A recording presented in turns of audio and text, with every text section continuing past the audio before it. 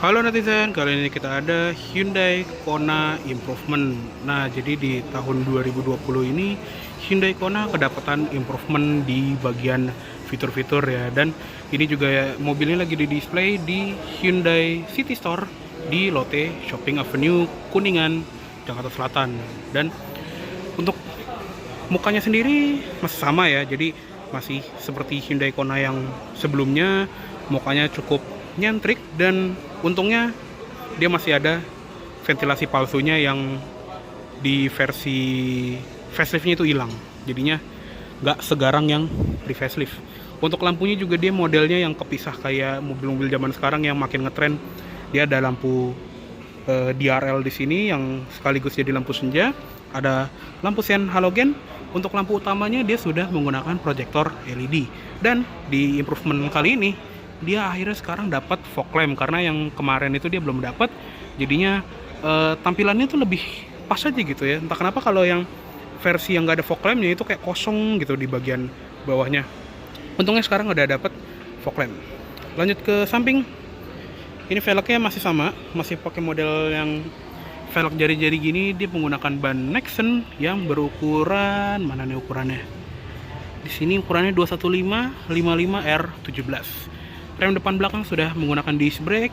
Dan lanjut ke samping, khasnya Kona juga, dia kayak SUV crossover yang modelnya tuh ada claddingannya, tapi bukan claddingan yang warna hitam doff biasanya. Dia tuh warna abu-abu ya, abu-abu terang.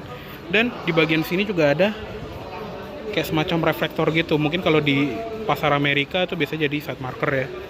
Dan improvement selanjutnya adalah di bagian atap, karena sekarang dia ada pilihan untuk warna dual tone atau two tone. Jadi ini kan warnanya abu-abu nih, tapi untuk pilar ke atas sama cover spion dia warnanya hitam. Jadi lebih nyentrik ya, lebih rame gitu ya. Terus di bagian sini juga ada lampu sen, tapi cuma di bagian ujungnya doang. Dan belum ada blind spot monitoring system. Untuk handle juga masih model yang sama. Terus di sini juga ada tombol untuk smart entry-nya ya, buat kunci dan membuka. Window line belum pakai chrome.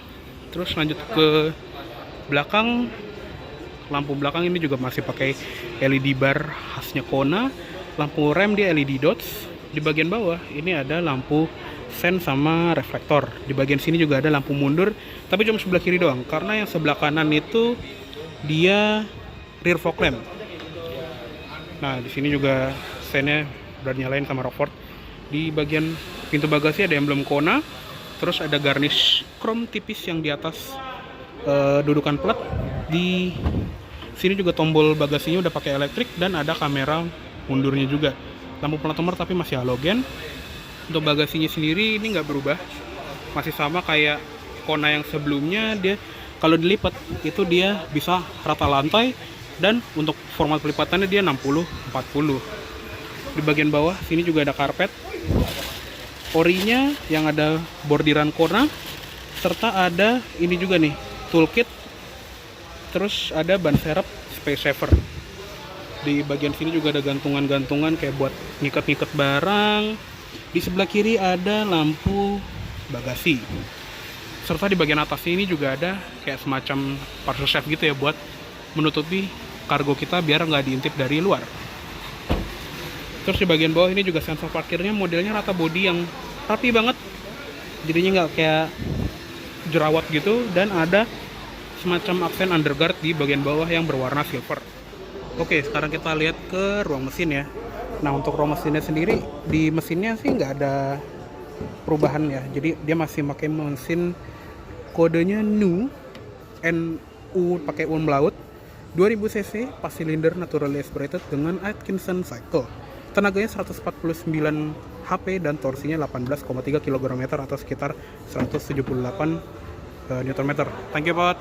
Dan untuk transmisinya dia cuma tersedia satu jenis, 6 speed automatic torque converter ke roda depan. Dan turun ini gimana ya?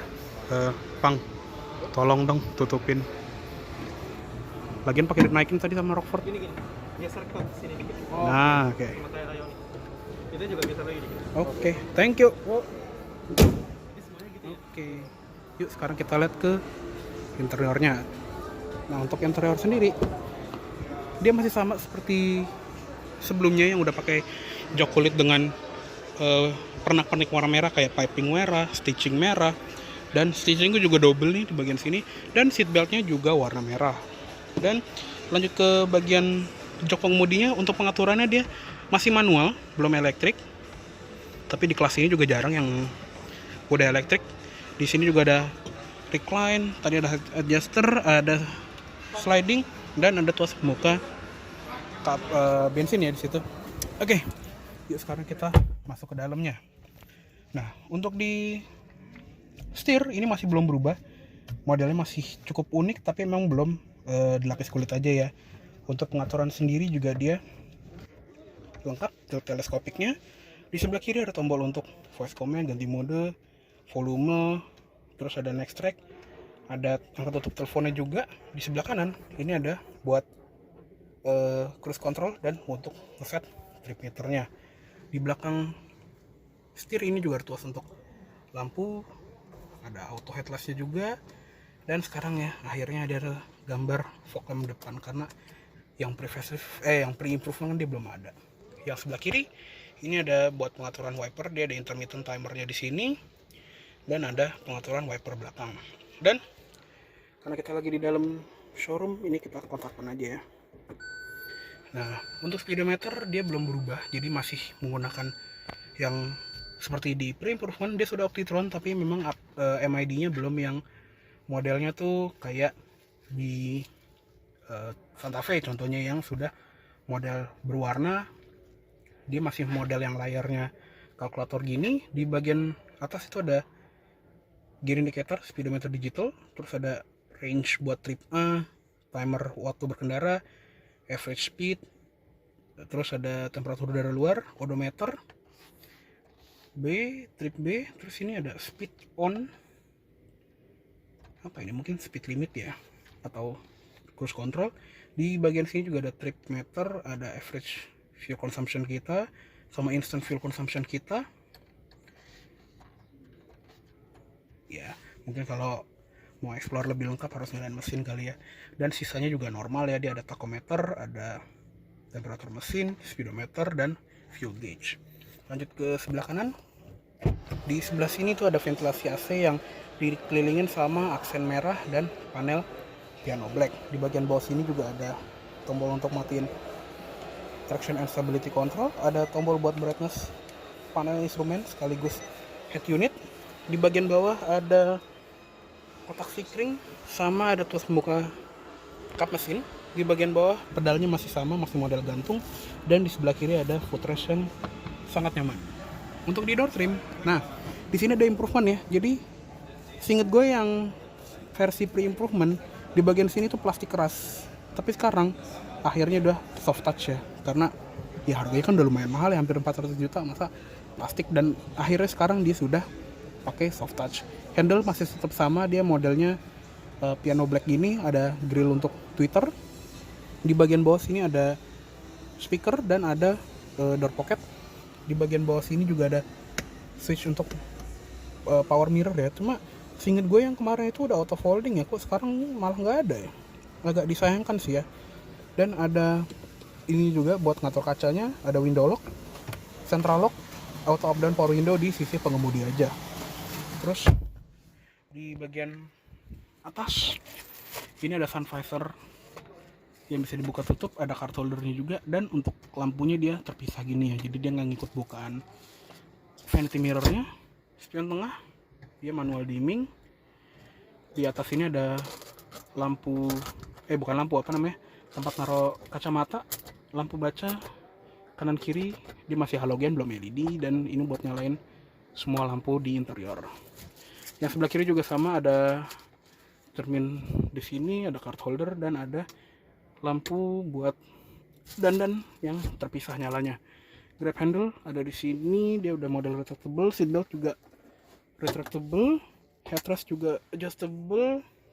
Dan kalau kita lihat ke tengah, nah akhirnya sekarang dipakai head unit yang OEM Hyundai, karena yang pre-improvement itu dia modelnya Android aftermarket gitu, yang kalau menurut gue sih agak kurang ya, karena Android itu kayak berasa ini merasa murah gitu ya, tapi sekarang dia udah index yang model tuh nyatu ke mobilnya gitu loh, jadi berasa OEM kayak Hyundai Kona yang versi luar. Di sini ada main screen-nya, ada buat telepon, Android Auto, Apple CarPlay udah lengkap, dan kalau kita masukin gigi mundur itu juga ada kamera mundurnya tadi. Di sini ada quick guidance, radio, sambungan musik, aux, pasti ada Bluetooth, dan khasnya Hyundai juga di sini ada voice memo. Jadi kita bisa ngerekam percakapan kita, misalnya kita lagi macet, galau, terus kita tiba-tiba keinget sesuatu, biar nggak lupa kita record apa yang kita ingat tadi. Mungkin kayak buat kita misalnya nemu inspirasi gitu ya, inspirasi untuk melanjutkan hidup. Di bagian sini juga ada tombol shortcutnya buat radio, media, speak track, knob volume, sama on off, ada home, sambung telepon, menu favorit, dan setup. Setup juga banyak, ada sound buat ngatur ini suara dan setting bass, mid range, treble gitu.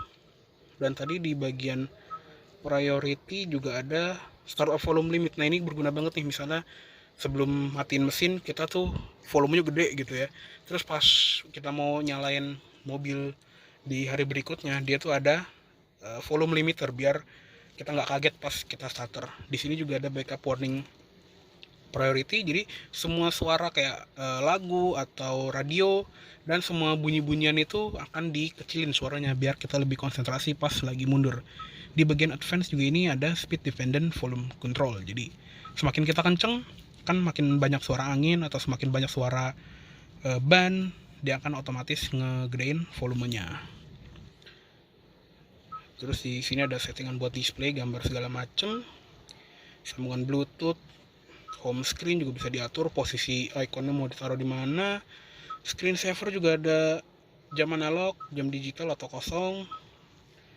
Di bagian advance ini apa nih, ada custom button, steering mode button. Nah ini juga unik nih, jadi di bagian ganti mode ini kita bisa ngeskip, misalnya kita nggak perlu aux itu, jadi pas kita ganti-ganti mode dari sini, si menu aux itu nggak akan kelewat gitu loh. Jadinya kita bisa langsung ganti-ganti mode antara, misalnya gini, kita matiin semuanya ya, nah yang sisa kan cuma FM1, FM2 nih. Pas kita mencet mode ini, dia akan cuma ganti dari FM1 ke FM2 doang. Jadi menu yang nggak kita contreng itu nggak akan dipilih sama tombol mode ini. Ini cukup berguna sih.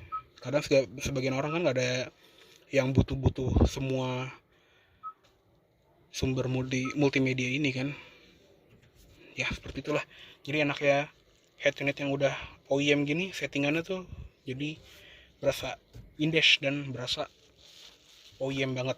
Lanjut ke bawah, di bagian sini juga ada ornamen lagi di bagian sekeliling ventilasi AC. Dan oh ya, ini gue juga baru inget, jadi kalau sebelum pre-improvement itu kan dia ada dua jenis ornamen di interior ya. Jadi dari AC, jok, seatbelt, selain yang warna lime atau hijau kekuningan itu, dia warnanya lime juga. Jadi dia ngikutin warna mobilnya, khusus yang lime. Tapi karena semenjak yang improvement ini warna limenya itu di discontinue, ornamen-ornamen yang di interior ini sekarang jadi cuma merah aja. Ya, sayang banget tuh, padahal gue suka banget tuh yang warna lime. Jadi buat interior sekarang gini doang, nggak ada warna lime lagi. Jadi udah merah doang untuk di bagian interior. Dan warna eksterior juga sekarang udah nggak ada warna yang lime lagi. Dan balik ke tengah sini, dia ada tombol hazard yang kedip juga kayak mobil Eropa gitu. Untuk AC dia juga sudah climate control single zone, lengkap dengan heater juga pastinya, dan ada auto climate, mode AC, off, defroster depan, arah AC, defogger belakang, dan sirkulasi udara. Di sini juga ada indikator passenger seatbelt dan passenger airbag. Untuk di kolong sini itu ada tempat penyimpanan gini, bisa buat naruh handphone atau dompet. Ada port USB buat ngecharge, ada input aux dan USB buat multimedia, sama ada colokan power outlet. Untuk transmisi juga ini masih sama. Tadi ya dia automatic only, nggak ada manualnya, dan dia ada manual mode buat naik turunin gini ya. Dia 6 speed automatic torque converter. Ada drive mode-nya juga di sini buat eco, sport dan normal. Di sini ada indikator juga di MID ya, di eco, sport dan normal. Di sebelah kiri ada tombol buat hill descent control juga, dan ada tombol buat matiin sensor parkir. Di bawah sini ada parking brake, masih manual, dan ada 2 box cup holder yang ukurannya tuh belang ya, yang depan ini lebih kecil, sama ada input buat naro kartu. Untuk center console ini juga soft touch, dan di bagian dalam sini nggak ada apa-apa, cuma ada tonjolan buat ini doang ya, parking brake bootnya. Dan untuk di bagian belakang dia nggak ada perubahan dibandingin yang versi pre-improvement. Jadi buat kalian yang pengen lihat kabin belakangnya seperti apa, bisa lihat video review gua tentang Hyundai Kona versi pre-improvement yang linknya ada di description di bagian bawah. Oke, jadi karena interior udah kelar, yuk sekarang kita matiin aja dan kita keluar aja yuk.